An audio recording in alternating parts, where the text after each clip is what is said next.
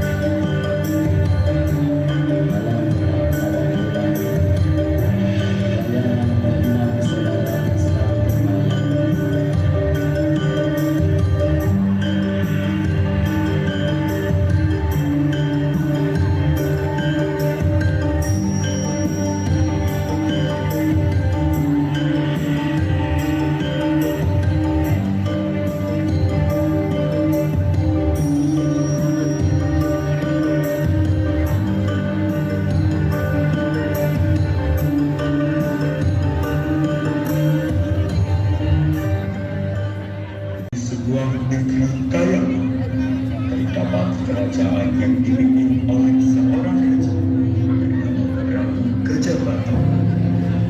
Dia ditemani dengan istrinya yang bernama Ratu Tamas. Mereka mempunyai anak 7 bidadari, yaitu 3 Kat, Nawang Sari, Nawang Wulan, Nawang Merah, Nawang Putih, Nawang Kuning, Nawang Rangu, dan Nawang Kucai. Ayahanda, karena hujan telah reda, kami akan meminta izin kepada Ayahanda untuk melakukan kebiasaan kami seperti biasanya. Kalau ayah sih terserah kamu aja. Gimana, Ma? Boleh anak-anak kita turun ke bumi? Boleh, boleh. Tapi hati-hati ya. Takutnya ada manusia yang jahil. Kalian kan bidadari-bidadari cantik.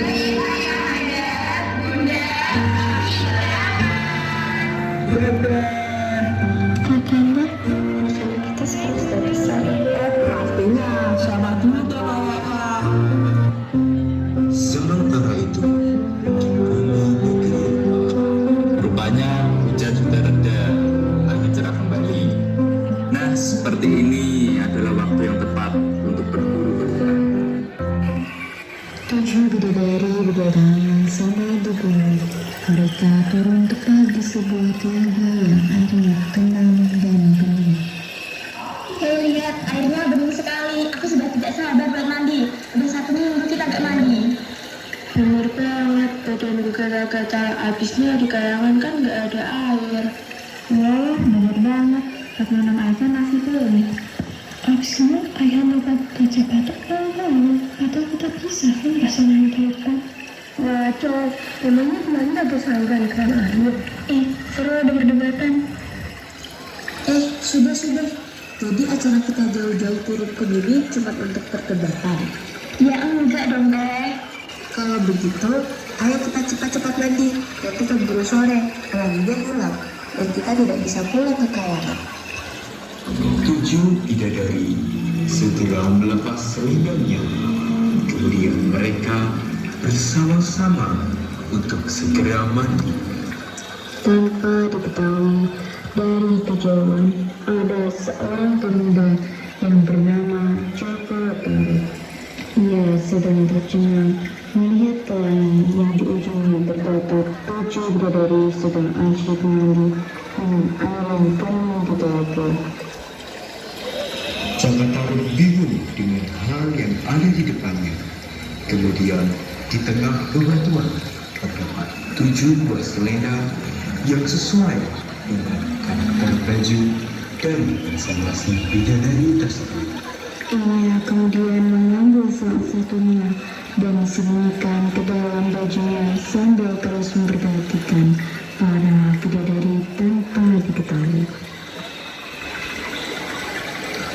Kemudian setelah bidadari selesai mandi, Nawang mulai kepingin mencari-cari sesuatu.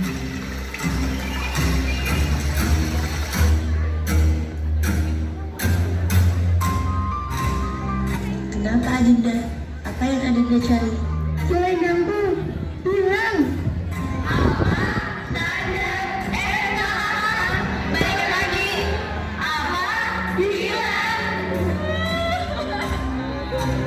Mungkin dia lupa menyimpannya.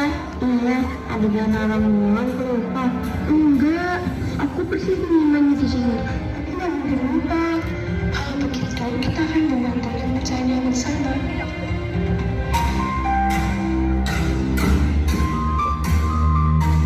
Semua bidadari kebingungan mencari selendang Nawang Wulan.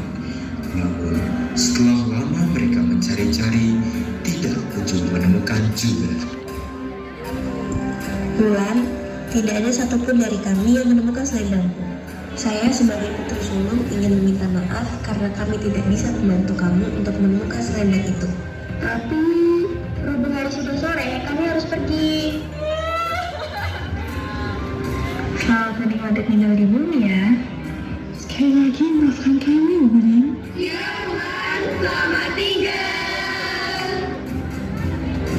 Aduh, bagaimana ini? Apa yang harus saya lakukan? Joko Taruk tiba-tiba keluar dari persembunyiannya. Tanpa disadari, Nawang Wulan yang sedang bersedih dan kebingungan.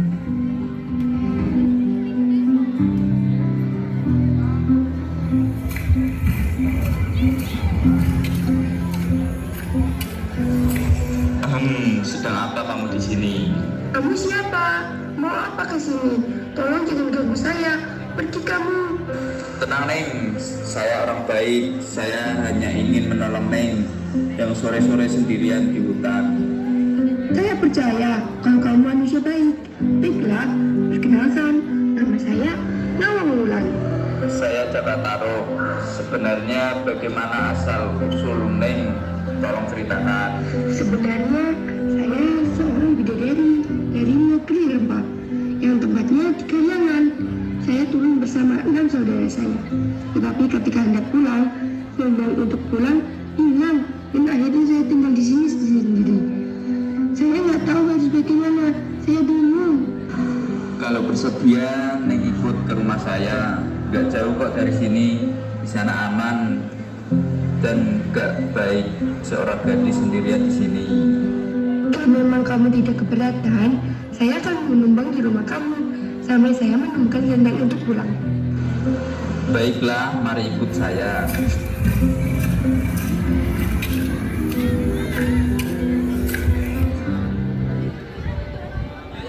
Sementara itu, ketika para bidadari sampai di Kayangan, Kak, kita harus gimana? Biar aja semua tinggal di bumi. Nanti kan porsi makan dan uang jajan kita bisa ditambah. Kamu itu ya uang terus yang dipikirin. Iya, kasihan kan uang. Gimana nasibnya di sana? Uang emang penting buat dipikirin. Nah, kita juga gimana? Sebaiknya kita bicara saja sebenarnya, karena jujur itu lebih baik. Akhirnya raja dan ratu datang.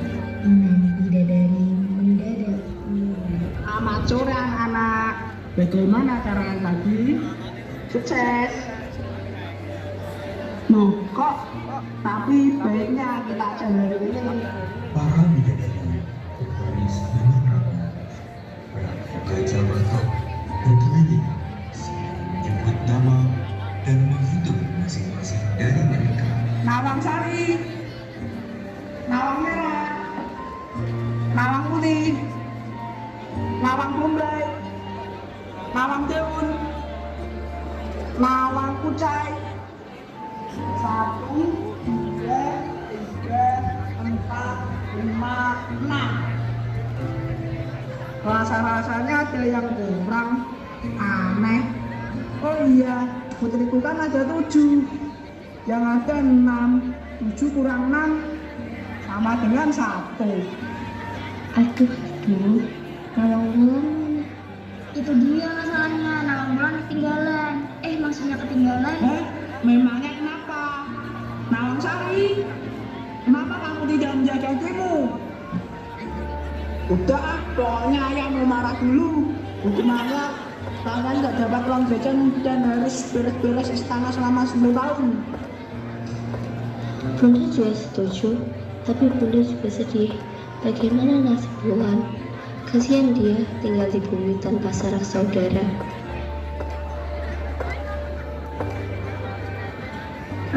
Sial, gini deh jadinya. Sedih banget. Oke deh. Udah, jalanin aja. Emang ini resiko kan? Sementara itu, Raja Kayangan sangat marah atas kejadian yang menimpanya. Ia berusaha menemukan bagaimana caranya agar Nawangwulan dapat kembali ke Kayangan. Raja Kayangan meminta bantuan kepada Raja Bindara selaku sahabat karibnya untuk membawa Nawangwulan kembali ke Kayangan dengan jaminan bahwa ia dapat menikahi para bidadari. Akhirnya Raja memerintahkan prajurit untuk menyampaikan pesan tersebut kepada Raja Bindara.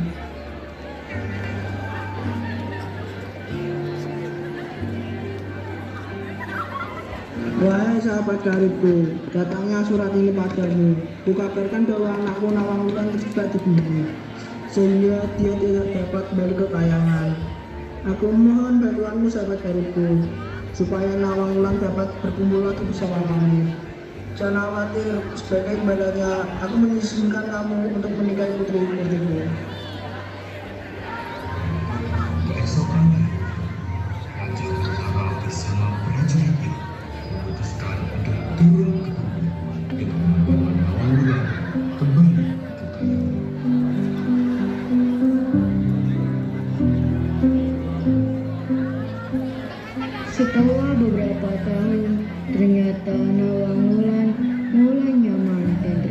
bisa tinggal di bumi. Tak disangka ternyata ia mencintai Joko Tarub dan begitu pun sebaliknya. Joko, aku senang sekali di sini. Benarkah itu Wulan? Aku mencintaimu Wulan. Setelah saling mengungkapkan perasaan, mereka merasa lega dan akhirnya mereka pun menikah. Setelah 2 tahun mereka dikarunia seorang putra. Selama itu pun Raja Bintara telah berhasil menemukan keberadaan Nawang Wulan di bumi.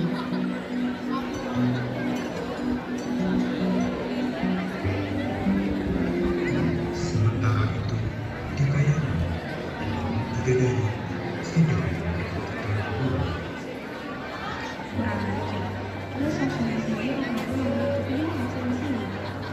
Nggak tahu diri banget tuh anak. Iya, nggak nyangka bisa kayak gini. Terus jadi ketemu lagi. Sama aja nggak kami Setelah mengetahui keberadaan Nawang Wulan, dengan tipu muslihatnya Raja Bintara menyamar menjadi seorang pemuda yang tampan, gagah, berani, tapi pendiam. Ia memulai pertemuan yang telah ia rencanakan. Ketika Nawang Wulan pulang dari pasar dan mereka mulai obrol. Hai Dek, oh Dek, cuek nian itu boleh minta pindah Dek, kakak nak kenalan. Ay, sombong nian itu Dek, gilu laju hati kakak, adik cueki. di pertemuan pertama yang tidak cukup bagus. Raja Bintara pun berusaha lebih keras untuk mengendalikan Nawang. Ketika sedang mencuci isu, Raja Bintara membantu Nawang beranjak pakaian. Hai Nawang Wulan. Kok kamu bisa tahu? Iya dong, apa yang gak aku tahu tentang kamu? Oh, sini, biar aku saja. Mana mungkin saya biarkan wanita cantik seperti kamu membawanya. Oh, tentu saja. Ini kamu saja yang bawa semuanya. Wah, terima kasih ya Nawang Wulan. Kamu pengertian banget.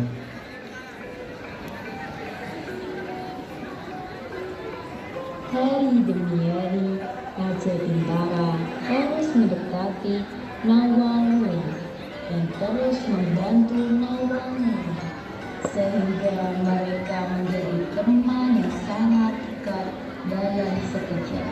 Ternyata hal tersebut membuat Joko Tarub terganggu. Diam-diam Joko Tarub menyelidiki Raja Bintara dan menemuinya. Hei, sebenarnya kamu siapa?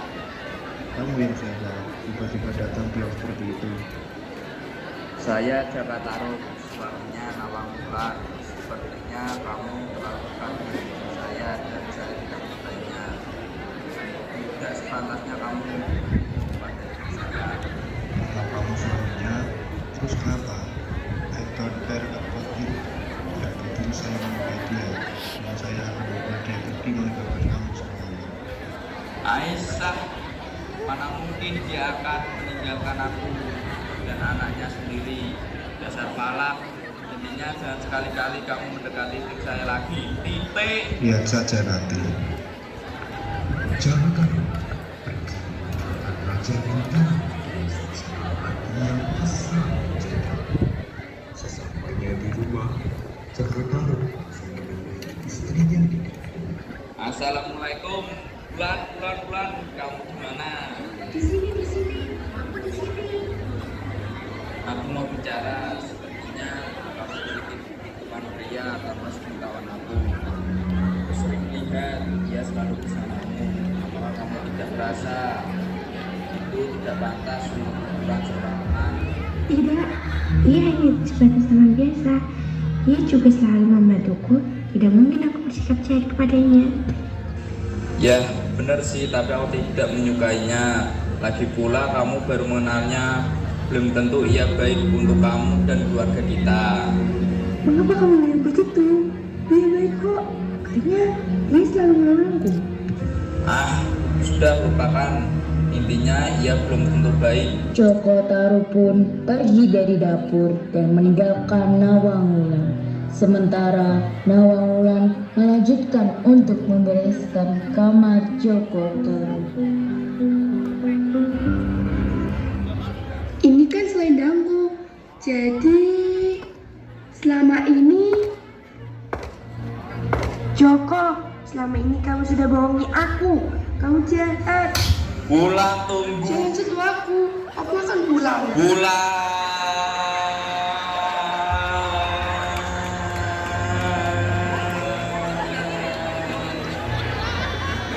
Nawang Wulan pergi meninggalkan Joko Taro untuk menenangkan diri. Ternyata Raja Bintara telah mengetahui hal tersebut dan menghampiri Nawang Wulan dengan pura-pura tidak tahu permasalahan. Hei, Nawang Wulan, apa yang kamu lakukan di sini? Lihat ini, kau tahu aku sebenarnya adalah seorang bidadari yang terjebak di bumi. Karena kehilangan selendang ini, ternyata selama ini dia membohongiku. Tega sekali dia. Ternyata kau sudah mengetahui hal itu. Sebenarnya aku adalah seorang raja di Kayangan yang diutus ayahmu untuk menyelamatkanmu. Jadi, jika kau mau, ikutlah bersamaku kembali ke Kayangan. Hah? Apa? Kamu utusan ayahku? Aku sudah rindu sekali dengan mereka. Aku ingin pulang. Ayolah Nawang Wulan, kita kembali ke Kayangan. Apa gunanya kamu di sini? Dia telah berbohong kepadamu selama ini. Jika ia benar-benar mencintaimu, mana mungkin ia tega berbohong padamu. Aku pun berpikir begitu. Tega sekali dia padaku. Aku benar-benar ingin pulang ke Kayangan. Ayo kita pergi dari sini. Raja Bintara tersenyum puas mendengar ucapan Nawang Wulan tersebut. Ketika mereka hendak pergi, datanglah Joko Taro untuk menghentikan mereka. Sesampainya di Kayangan, Ayah, Bunda, Kakak, Wulan pulang. Dasar nggak tahu diri, udah nyusahin masih berani pulang ke sini. Tapi Kak, Wulan. Gak ada tapi, pergi. Prabu Gajah Batok dan semua keluarga menghampiri sumber kerebutan tersebut. Ada apa nih ribut-ribut? Ayah, Ibu, saudara-saudaraku. Maaf Nawang Wulan putriku, masa berlalu kamu tinggal di sini udah habis. Ayah, apa tidak ada kesempatan lagi? Sudah terlalu lama kamu tinggal di bumi dan kamu saling mencintai dengan muda dari bumi. Itu sudah jadi suatu pantangan. Bukankah kamu mencintainya? Kembalilah ke bumi, Dinda. Janganlah ada salah satu dari kita yang menyakiti manusia. Baiklah, jika itu yang harus saya lakukan, saya akan jalankan sebaik mungkin. Pergilah nak, jika kamu merindukan kami, maka tunggulah pelangi yang datang dan kamu dapat menemui kami di sana. Nawang Wulan pun akhirnya kembali ke bumi. Pokok, aku kembali demi kamu dan keluargaku. Aku akan mencintaimu dan selamanya. Terima kasih Wulan, aku janji akan menjaga serta membahagiakanmu selamanya. Akhirnya Joko Taro dan Nawang Wulan hidup bahagia bersama.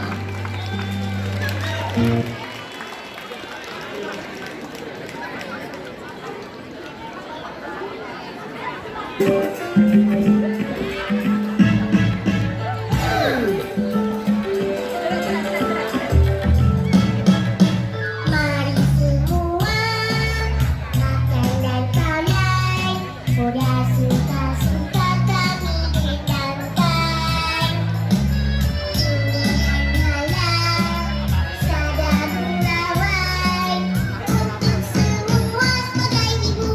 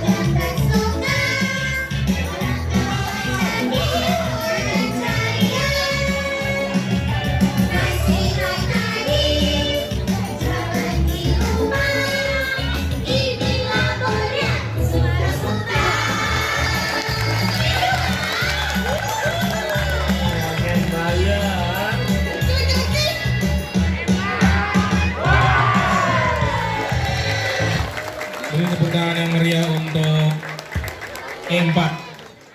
Untuk talent show kali ini, yang saya dapatkan adalah seru, capek, susah latihan, dan berbagai macam lainnya. Teman-teman susah dikondisikan, tapi ada asiknya, yaitu bisa diajak kompromi dan diajak kerja sama dalam membuat properti dan lain-lainnya.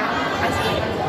Ya, yang saya dapat dari pesta ini lebih banyak mengenal cita-cita rakyat dan bisa merasakan langsung secara langsung gitu ya. Kalau saya capek dan susah untuk memaparkan itu semua.